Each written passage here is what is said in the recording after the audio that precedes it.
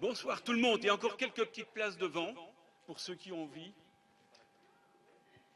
Oui, mais attends, hein, 2 secondes. Ouais. Pour votre information, il y a une caméra qui va filmer non pas le public, mais uniquement les orateurs, entre guillemets. Donc, comme ça, vous êtes au courant. Un peu plus près. Je suis un débutant, hein. Alors, on va commencer aussi par le fait de dire, enfin, pour des raisons professionnelles, il y a 2 membres qui ne sont pas là. C'est Isabelle Koechli et Christophe Clarinval. Voilà, ils sont excusés. Ensuite, je vais proposer à chaque mandataire futur, c'est un petit lapsus, de se présenter. Comme ça, vous aurez l'occasion de mettre une voix sur le visage que vous avez déjà vu, à la fois sur la présentation papier ou alors sur la présentation numérique. On va commencer par Stéphanie.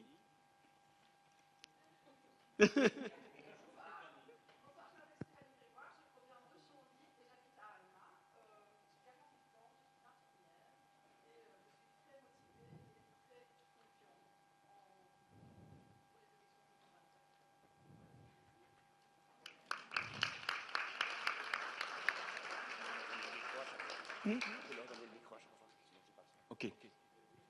Ah ben. Ouais, tu dois recommencer avec le micro maintenant. Ouais. Bon, ben, moi c'est Marc Simon, natif de Soyères, pardon. J'habite à Chanly depuis 1998, j'ai 51 ans, j'ai 2 filles et j'exerce la profession de dessinateur technique dans le secteur de l'électricité et du gaz.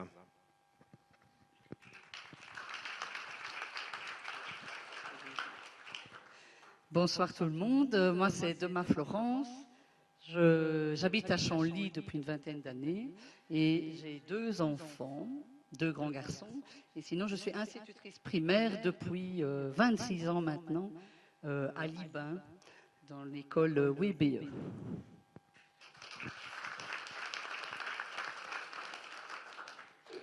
Voilà, donc moi c'est Antoine Smith, j'ai 24 ans, donc je suis le plus jeune candidat de toutes les élections.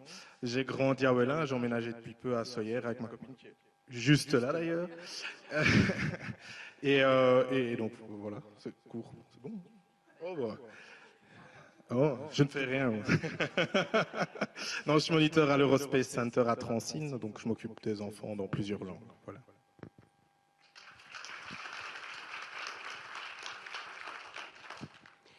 Moi, je pense que beaucoup de gens me connaissent. Donc, je suis Anne Davreux, je proviens d'Alma, je suis à Alma et j'ai 59 ans et je travaille dans un cabinet d'un député provincial.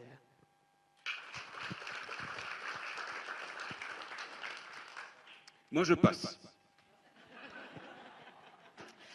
Moi, c'est Olivia Lamotte, j'ai 28 ans, j'habite Ouellin, j'ai un petit garçon, je suis conseillère communale depuis 2018 et je travaille au SRJ de Fourrière en tant qu'éducatrice.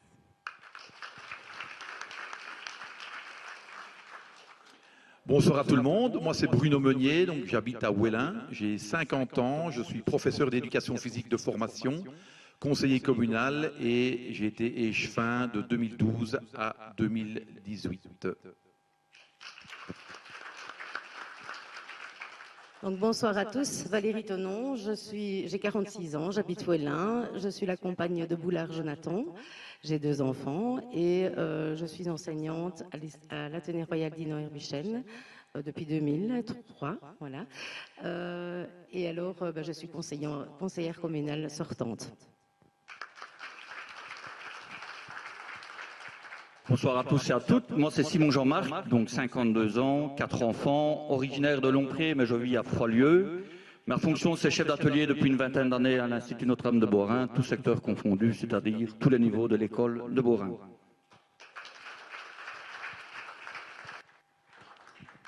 Bonsoir, on termine par le plus gros morceau. Hein. Donc, moi, c'est Grun Richard, mais je suis plus connu sur le nom de Boule, je pense. J'ai 63 ans, j'habite à Soyères et je suis retraité des travaux publics. Voilà.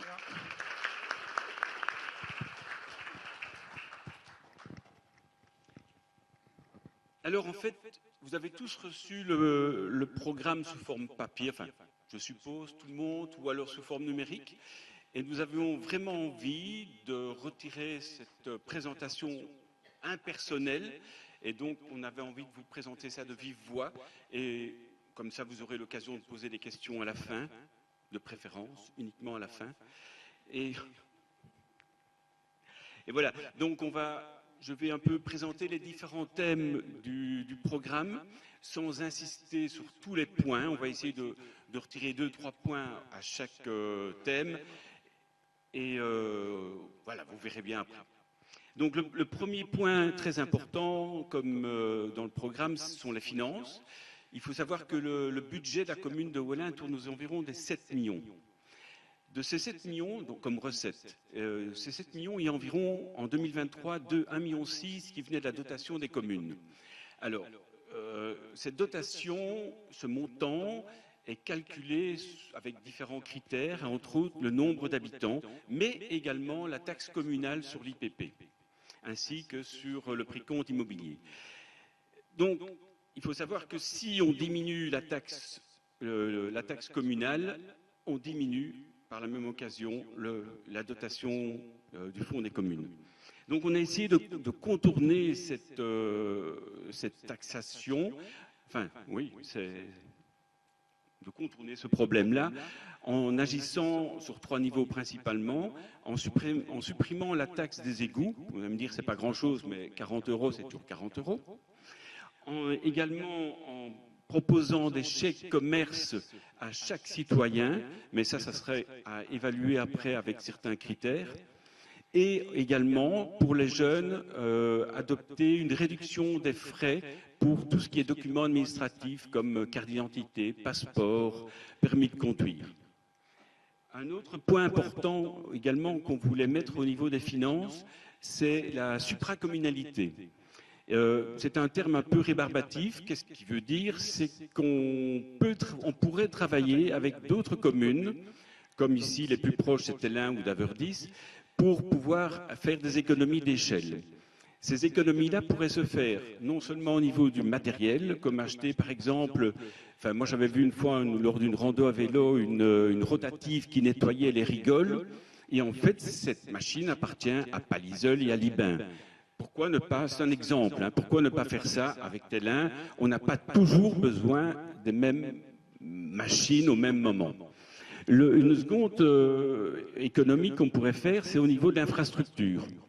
L'infrastructure, entre autres, pour un poste avancé de secours, ou ici, qui pourrait se faire éventuellement à Ouellin. Encore une fois, c'est à discuter avec les autres communes. Au niveau personnel aussi, on pourrait faire un effort. Alors là, il faut que ça soit bien compris. Je vais vous donner un exemple. Si jamais à Ouellin, on a besoin d'un informaticien, bon, prendre un informaticien à Ouellin à temps plein, ça n'a pas de sens. Si Télin a besoin d'un informaticien, et d'Averdis aussi, pourquoi ne pas se mettre à 3 pour prendre un informaticien à temps plein qui pourrait nous permettre d'éviter de passer par le privé? Le second point du programme, c'est la participation citoyenne. En fait, on a commencé par cette participation citoyenne dans notre programme. En fait, ce programme, il a été fait comment? Nous avons formé des groupes de travail qui ont été à la rencontre des citoyens pour avoir des idées, pour que nous puissions établir et affiner un programme qui peut correspondre au plus de personnes possible. Le second point au niveau de la participation citoyenne, c'est que nous avons vraiment envie, et nous y tenons très fort, à faire une permanence trimestrielle dans toutes les entités de la commune pour que les citoyens puissent venir nous faire leurs doléances et puis pouvoir agir et voir ce qu'on peut faire pour les aider dans toutes les entités. Troisième chose, la participation citoyenne, c'est rétablir le conseil communal des jeunes, des enfants, pour les sensibiliser aux problèmes de la démocratie, les responsabiliser et à la prise de décision. Le troisième thème assez important au niveau du programme, ce sont les travaux. Il faut savoir que cette législation-ci va nécessiter vraiment un gros travail pour la rénovation et les entretiens. Robert Dermians disait toujours qu'il fallait faire toutes les 2 législatures vraiment un gros investissement. Mais je crois qu'il est temps de le faire cette année-ci. Désolé. Donc cette rénovation, bien entendu, va se faire sur toutes les rues communales et il faudra le temps, on ne pourra pas tout faire en même temps, on essaiera de choisir des priorités. Pour les routes régionales, on essaiera d'appuyer pour qu'on puisse avancer si on peut faire des choses. Alors, les 2 autres points au niveau des travaux, c'est faire les entretiens des fossés annuellement.